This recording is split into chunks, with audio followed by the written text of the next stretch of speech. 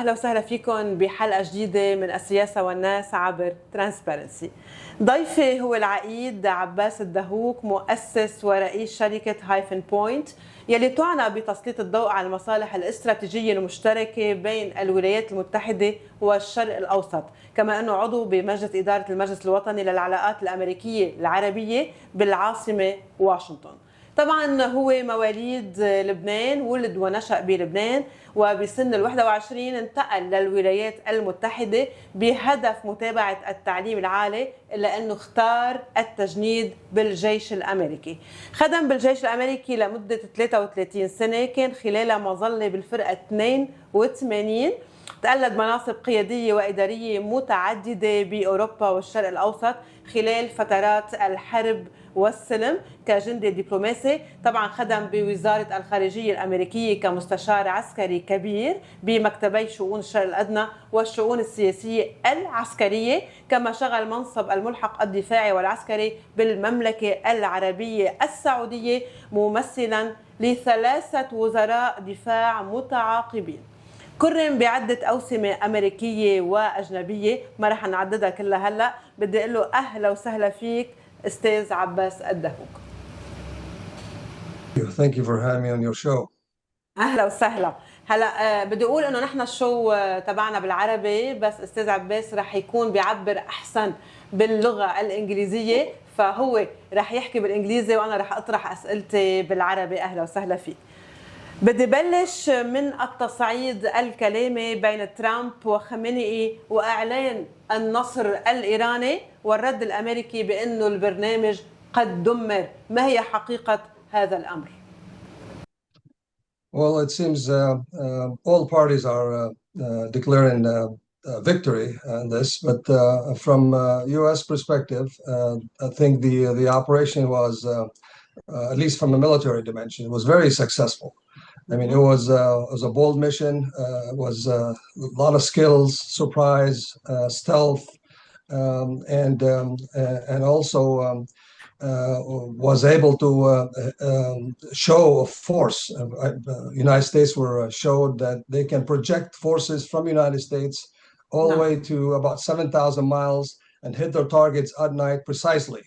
So this is not wasn't just a message for Iran. I mean, on the strategic level, this is a message to North Korea, China, that U.S. has the will and the capability to strike any nuclear program or any target of interest anywhere around the world. So militarily is a success, but we talked about the damage assessment. This usually takes some time. The military will strike, but the assessment, whether you need to strike it again or not, it depends on information that comes out after the strike. And those information comes out from many different organizations.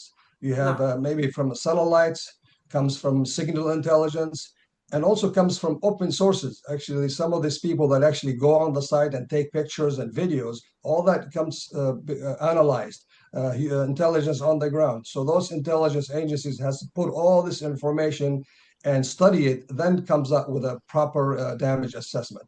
At this point, President Trump and the U.S. thinks the damage is done, not necessarily 100% perhaps, but at least it will slow them down slow them down.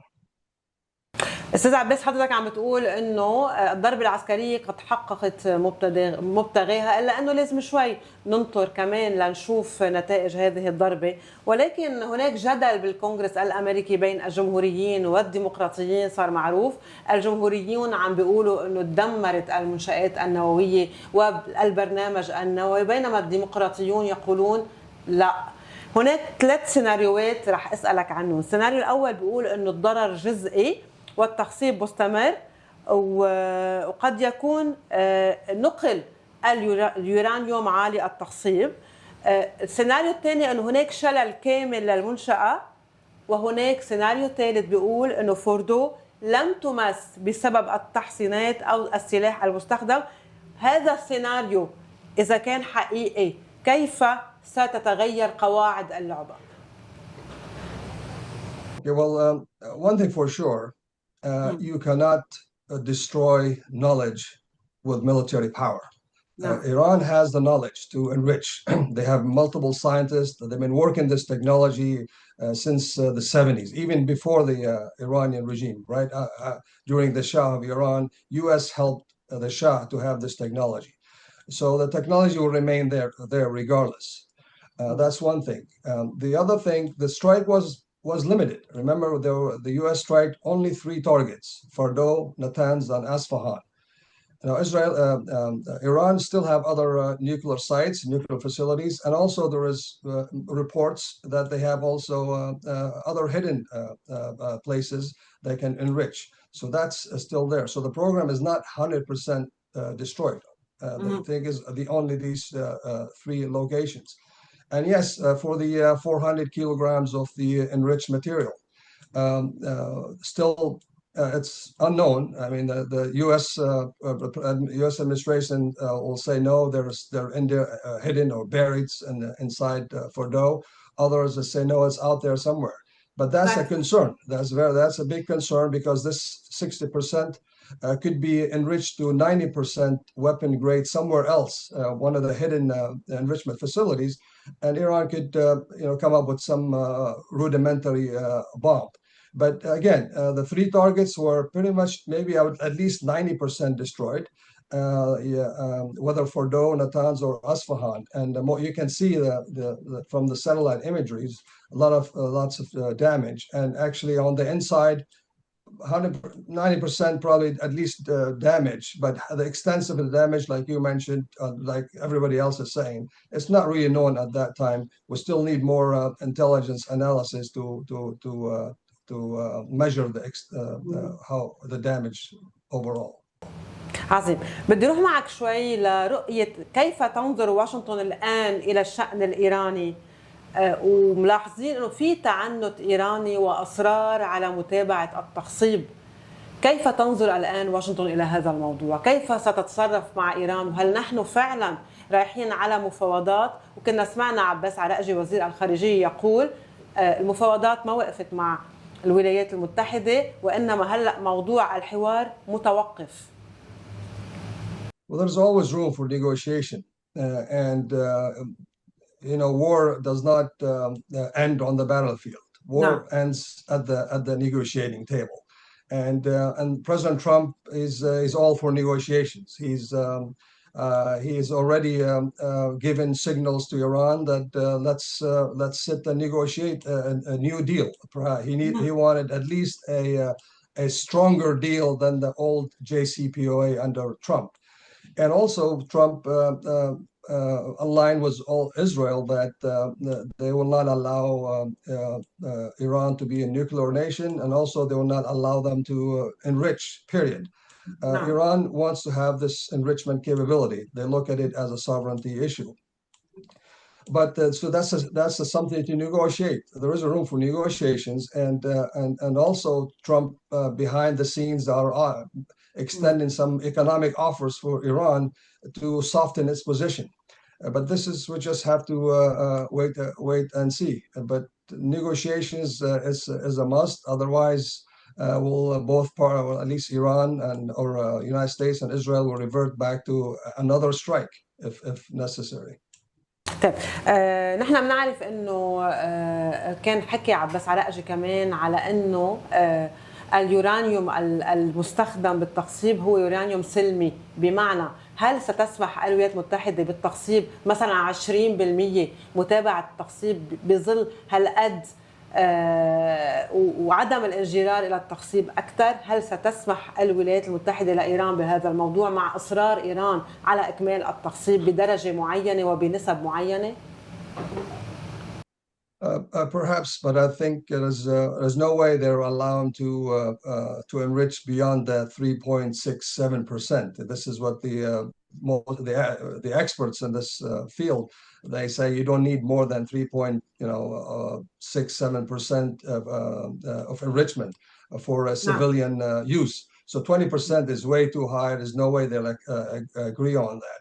And even if if Trump accepts that makes him look bad too, because that's what Obama accepted back then during the JCPOA. So that means whatever Trump did by leaving the JCPOA in 2018 and all the maximum pressure on Iran, and this recent strike did not accomplish anything. So the goal is zero enrichment, and they back it up by saying even United Arab Emirates, a neighboring country, accepted to a nuclear program without any enrichment. So UAE has the nuclear program. Only enrichment happens outside in the country. And also Iran has a nuclear program, nuclear plant in Bashar. And this program or this complex is run or supported by Russia. So Russia does all the enrichment for them. So there is at least a way to do it if Iran accepted it. عظيم. بدي اروح معك شوي لزيارة نتنياهو المرتقبة يوم الاثنين واللقاء يلي بده يصير، اللي قال انه الرئيس الامريكي انه رح قد يتضمن اللقاء اتفاق بشأن غزة. نحن بنعرف انه اليمين الاسرائيلي يعارض ايقاف الحرب على غزة. رؤيتك لهذه الزيارة، توقعاتك، هل نتنياهو يعني بالرغم من معارضة اليمين الإسرائيلي لإيقاف الحرب هل سينصاع؟ ونحن بنعرف رغبة الرئيس الأمريكي بإيقاف الحرب علعلى غزة.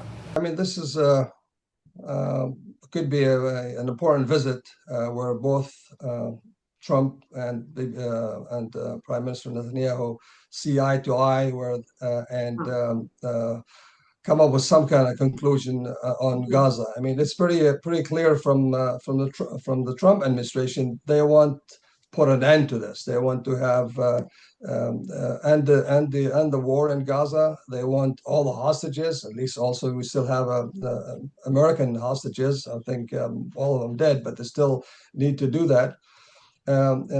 And also want to make sure Hamas will not resurface, whether politically and militarily. But the issue is here again. It's Israel. Are the Netanyahu government, is he able to do that or not? So we just have to see how much pressure Trump will put on Netanyahu. But again, this is an important point. I think. Prime Minister Netanyahu has to deliver some kind of solution, because since October 7, what we saw in Gaza wasn't really a military operation. I'm in the military and defense business. The way I describe the operations in Israel as a revenge-driven operations. In the military, usually we say intelligence drives operations. So I need intelligence about the enemy I'm fighting, where they at, and then I prosecute that accordingly with minimum loss in life and damage to property. It wasn't the case in Gaza. It was a revision-driven operations, and until today, the end state, the destruction of Hamas, has not been accomplished yet. So it's a tough situation for the Israelis. عظيم. بدي اروح معك لمشهديه اكبر. كنت قلت انه حتى الضربات الامريكيه على ايران هي كانت رساله للعالم كله انه امريكا هيدي هي رؤيتها وهيدا الشيء يلي راح يصير وبالفعل صار. اذا بدي اروح معك على موضوع غزه، على خريطه الشرق الاوسط، كمان ما شفنا تغيير بالنظام الايراني، وانما كانه الولايات المتحده تعمل على تغيير سلوك النظام. إذا بدي أروح لهذه الخارطة يلي عم بينحكى عنها، كيف رح بتكون بظل وجود إذا بدك النظام الإيراني يلي بعده موجود، النظام السوري يلي قال توم براك إنه نحن ندعم الحكومة الجديدة بكل ما يعني بكل قوتنا، كمان موضوع العقوبات يلي انحكى إنه رح تزال عن سوريا. المشهدية بهذه الخارطة كيف برأيك رح بتكون؟ وبعدين بدي اتطرق معك للوضع والواقع اللبناني. Well, and it's clearly a historic moment right now in the Middle East. Things are changing also at a fast pace, and it's very difficult to to track what's happening and predict the aftermath of all this. The region has changed, I think, since when in 2022, when President Trump ordered the killing of Qasem Soleimani. Remember, Qasem Soleimani was a target for President Bush administration. It was also a target for the Obama administration. But both presidents did not issue the order to kill him. When during Trump's first administration, he came in and he saw, okay, there's no use for him anymore, and he killed Qasem Soleimani. And the Iranian regime has never been able to recover from that assassination. They tried, but they have not. And now, fast forward, Iran is very weakened, as you know. They lost control of their airspace, the integrity of their airspace, as Israel has the freedom of maneuver. And also they lost the integrity of the intelligence services. The Israeli intelligence are all over Iran, and they were picking their leadership one by one. Inside Iran proper, and the same thing happened to the militias, the proxies. You know what happened to Hezbollah, and then also lost the strategic friend, Assad regime. So the whole region is changing, and Israel is emboldened. Israel seems, for the first time too, Israel were declared war against Hamas. Usually never declared war against the Arab country, declared war. And the other thing, just to put all this perspective, I think it's important to understand too, that for the first time in the history of Israel, the war was inside Israel territories. It wasn't like this 67 war. It was in Arab territories. 73 was in Arab territories. The Yom Kippur, October War, and in 1982, the war on Lebanon was inside Lebanon. This one, you have Hamas one inside Israel territory. That's for the first time in the history of Israel. And the second thing, also for the first time in the history of Israel, you have internally displaced Israelis. Internally displaced people in the Middle East, they're usually either in Lebanon or Syria or Libya or Iraq and Sudan, but never inside Israel. So that thing is Israel become feels like they need to they committed a lot of blood and treasure since the last 2 years, and I think they will try to settle scores as much as they can push it. How far they can push it, and how far the United States and the rest of the world tolerate it, we'll see. عظيم. السفير الأمريكي بتل أبيب هكابي قال ربما قاذفات البي-2 تحتاج إلى زيارة اليمن من بعد اعتراض صاروخ حوثي باتجاه وسط إسرائيل. هل ستدخل أمريكا على الخط مجددا وستضرب الحوثيين؟ I doubt it at the moment. I mean, they have tried it. You saw they've committed a lot of also treasure fighting the Houthis last year, and now there is a undeclared deal between the United States and the Houthis, and also the Saudi Arabia and the Houthis have a peace dialogue going. So I doubt the United States will go back and commit more against the Houthis, but at the same time will not stop Israel for conducting their own strikes if they deem necessary. But using a strategic asset like the B-2 against the Houthis at this point is not necessarily. It's a power, almost like an abuse of power for the United States to do something like this. So I doubt we'll get to that point again, unless the Houthis will come up with some new capability. Maybe some of the supersonic, hypersonic missiles got smuggled from Iran, and they fired a couple rockets, and the rockets were able to hit Tel Aviv and cause damage in properties and life. Or they hit any U.S. position, U.S. base, or kill Americans. In this case, yes, United States and the Trump administration will definitely retaliate. قد ايه حقيقي انه في اصوات بقلب الحكومه الاسرائيليه ترفض ما حصل، وبالنهايه شفنا الصواريخ الايرانيه وصلت على قلب تل أبيب كمان عم بيطالبوا بانتخابات مبكرة. Yeah, I mean, that's Israeli internal dynamics also is combustible. I mean, there's a lot of issues inside Israel, and there will come a time where they have to go through election for a new government. And Israel, yes, did suffer some damage and property, more property than life.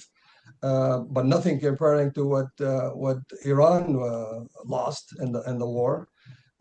But nevertheless,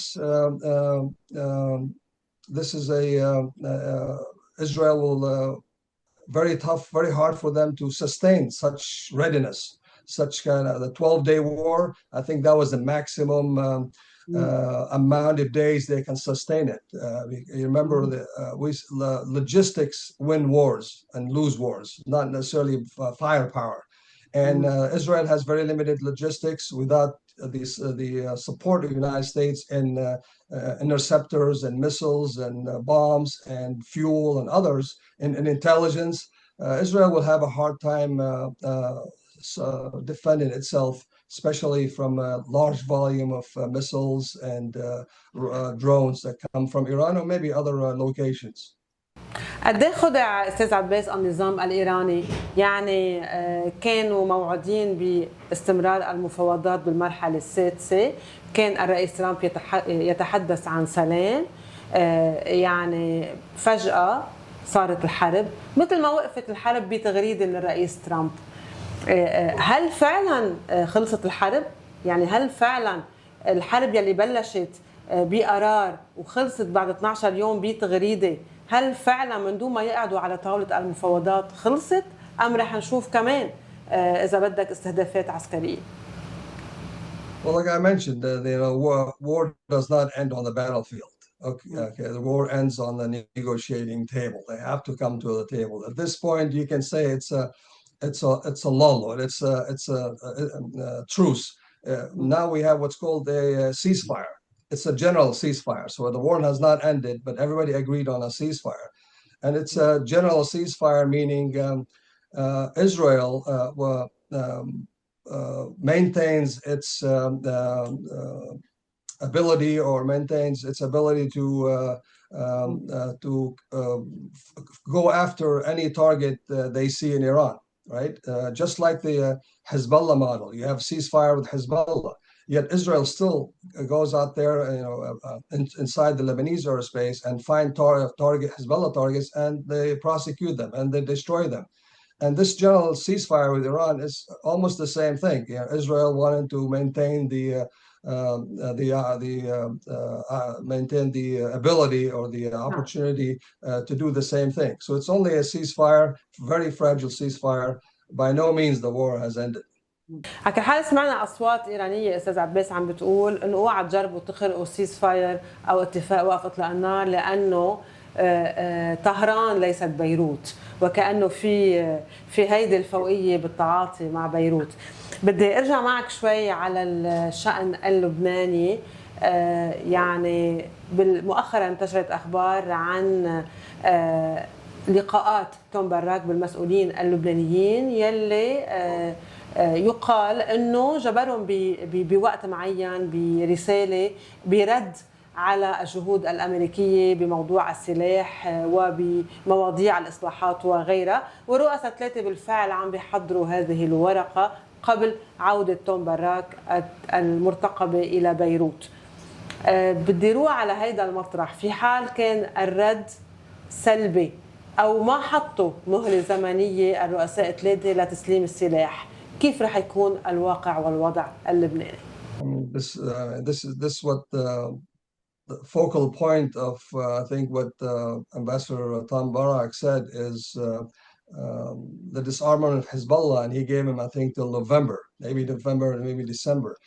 There is a leeway here, but by end of this year, something must happen. I mean, this arming Hezbollah is an important piece for not only for the United States, as Israel. Israel has done a lot to protect its northern borders. I mean, they went in there and destroyed most of Hezbollah's capabilities. They They killed most of the field commanders and also include Hassan Nasrallah.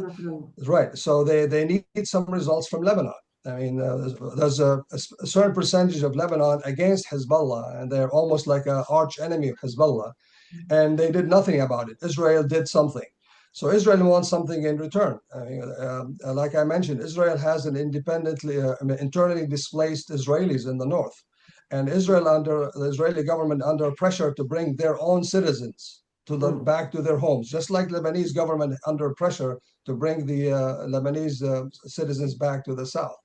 No. So this has to, the pressure is more on Israel than on the Lebanese government. Lebanese government, perhaps they can let these guys in the south stay somewhere else, away from their homes for extended period of time, years maybe. There's no pressure on them to act, but there is a genuine pressure on the Israeli government to act, and the pressure has to be released somewhere. It will not be released inside Israel. It will be released against Lebanon. So yes, there is a deadline. They have to do that. Otherwise, Israel will have the reasons to do whatever they need to do. And the Trump administration will not block them or stop them from doing it, because the Trump administration will go back to the president of Lebanon and the prime minister and the Speaker of the House that we gave you our roadmap, and we gave you a deadline, and you did not meet it. So gloves are off. بس هناك من يقول أنه إسرائيل بعدها محتلة النقاط الخمس بجنوب لبنان، يطالبون بانسحاب إسرائيل من هذه النقاط الخمس.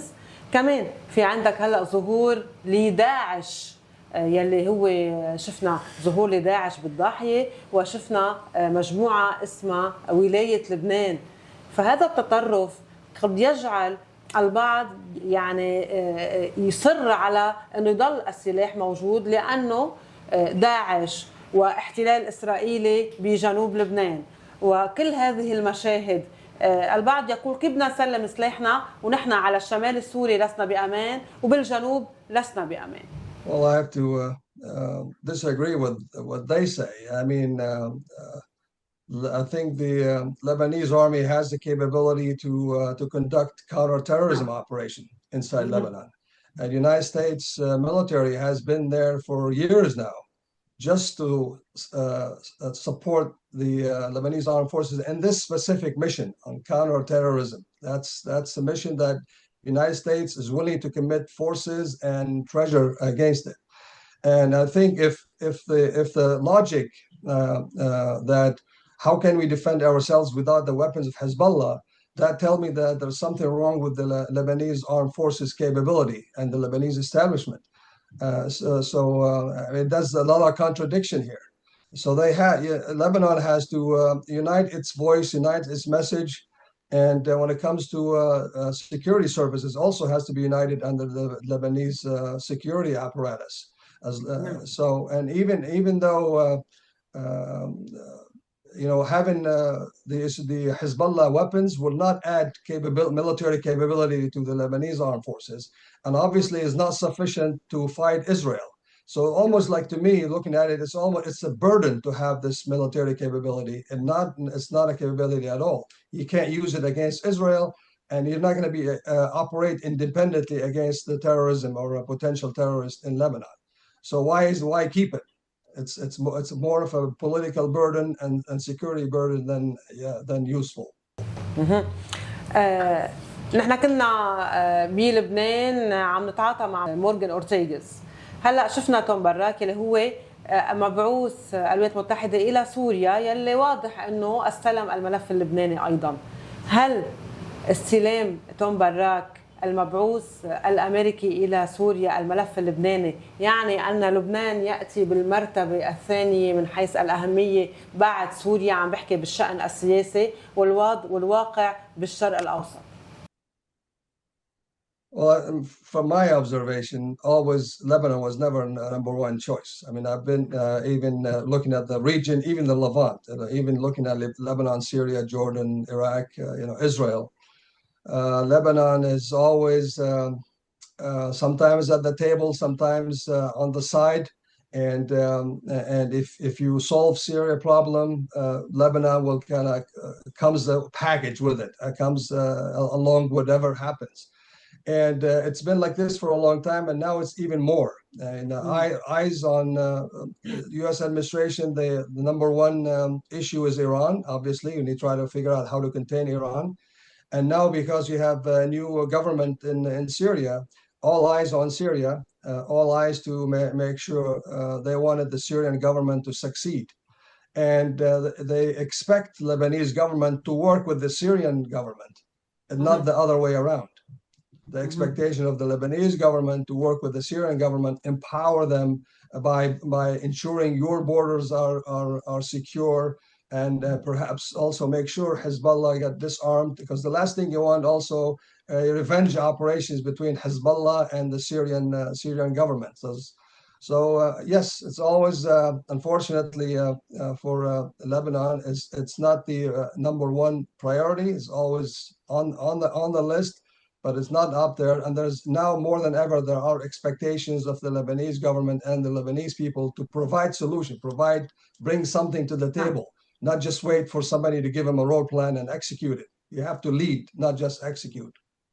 كيف إذا بدك هيك أمريكا تتطلع إلى أداء العهد الرئيس جوزيف عون ورئيس الحكومة والحكومة المجتمعة؟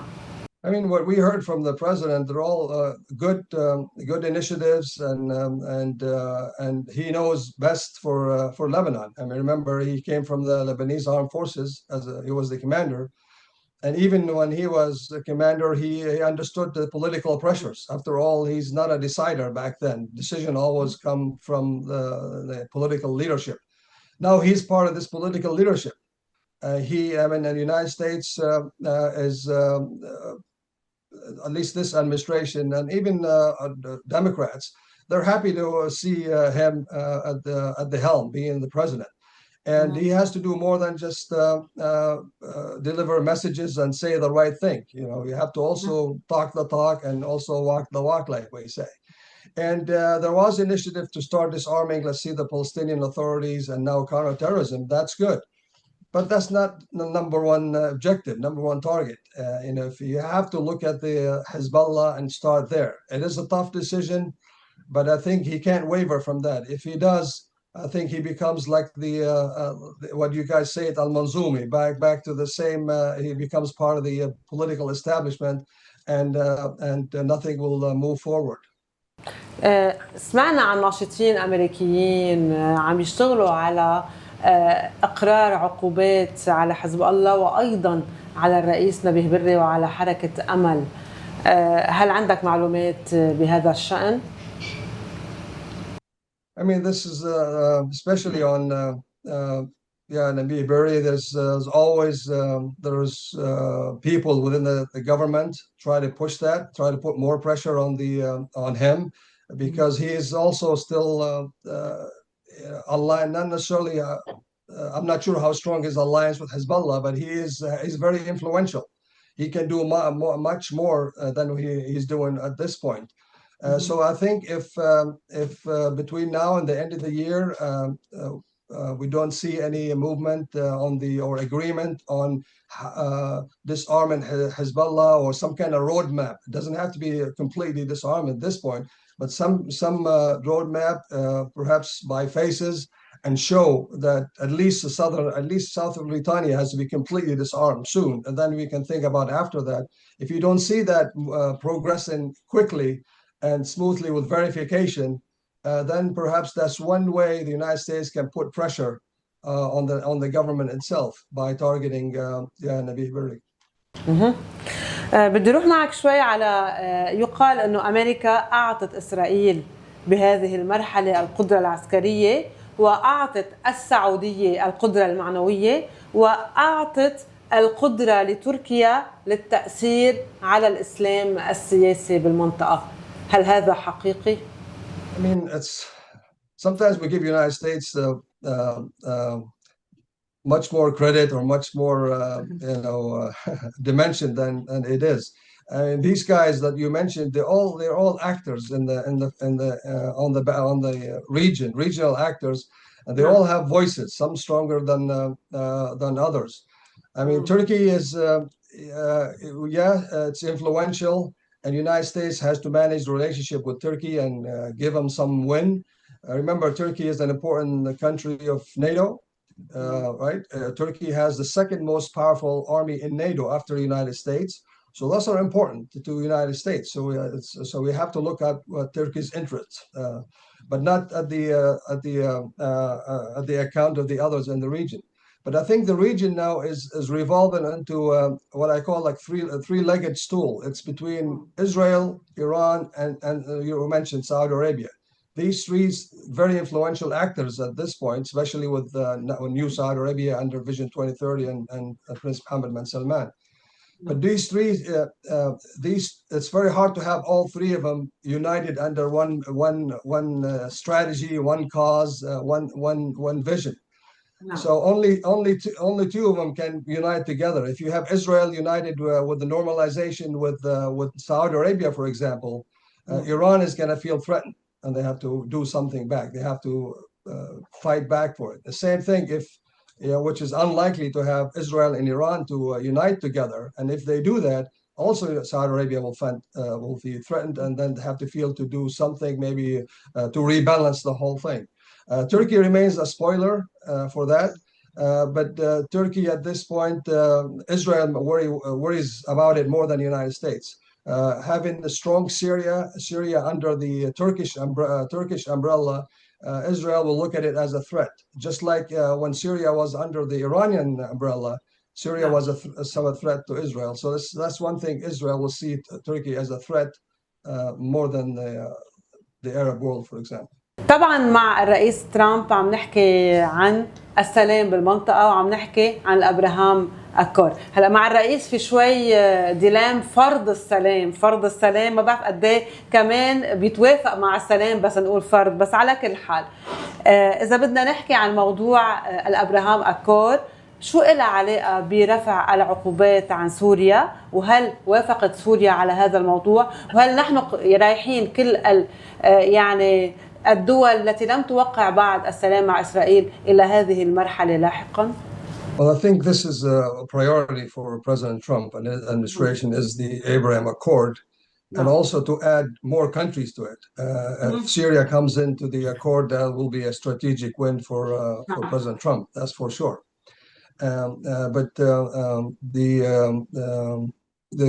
lifting of the sanctions, yes, this is part of that, giving Syria an incentive to come to the accord and rebuild itself.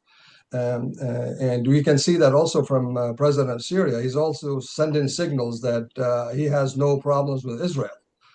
Versus we see, if you compare it to Lebanon, we're doing a lot of demands. They still say Israel is our arch enemy. Israel needs to move first from the 5 points and withdraw from Lebanon. Israel needs to stop violating the airspace.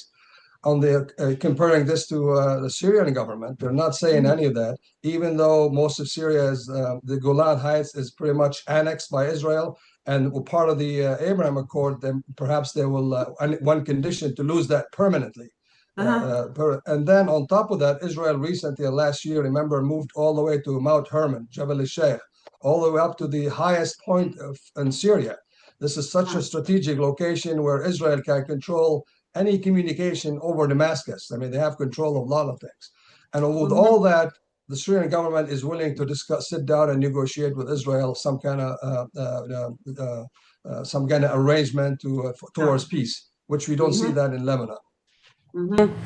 طيب السؤال الأخير يحكى عن إذا بدك اليمين المتطرف بالحكومة الإسرائيلية من غفير وسموتريتش بظل هذا الفكر المتشدد كيف تقرؤون السلام؟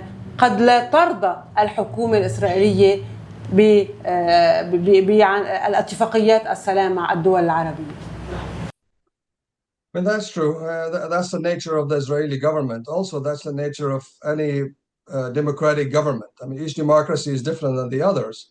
But the same thing, the dialogue that you mentioned and happens inside Israel, whether to do peace or not to do peace, whether to fight or go to war or not to go to war, it's the same thing. You see that happening within the United States. I mean, there's also those discussions, and this thing, they have to go. Israel has to go through it at the end of the day, and they have to unite themselves under one condition or one vision or one policy to engage others. So we're going to see that on the opposition. We'll just see who actually prevail at the end. I mean, it's just like in Lebanon, the same thing. Now you have a lot of discussion on how to disarm Hezbollah, what comes first, us or Israel, and so on. So we'll just have to wait and see. Let's just one thing I want to mention briefly, closing too, that there's an old saying, and I don't know actually if I heard it when I read it, but it goes like this. It says, first build the country, then commit the army. It's the same thing in Lebanon. In Lebanon, you must first become a nation united, and the people are aligned under shared interests, shared vision. Once you have that, then you commit the army to protect sovereignty and borders and so on. So if you don't have the unity of the government, unity of the people, it's really, really unfair to commit your armed forces for something you as Lebanon, as a people, and Lebanon as a country, not united over it. Exactly. يعني كلنا بانتظار استاذ عباس الداهوك الزياره المرتقبه لنتنياهو يوم الاثنين المقبل والنتائج التي ستصدر عنها. انا بدي اتشكرك المستشار العسكري السابق الخارجيه الامريكيه لشؤون الشرق الاوسط ببرنامج السياسه والناس عبر ترانسبيرنسي. شكرا لك. Thank you for having me on the show. شكرا لكم مشاهدينا على المتابعه. طبعا لقائنا بيتجدد مع ضيف اخر. الى اللقاء.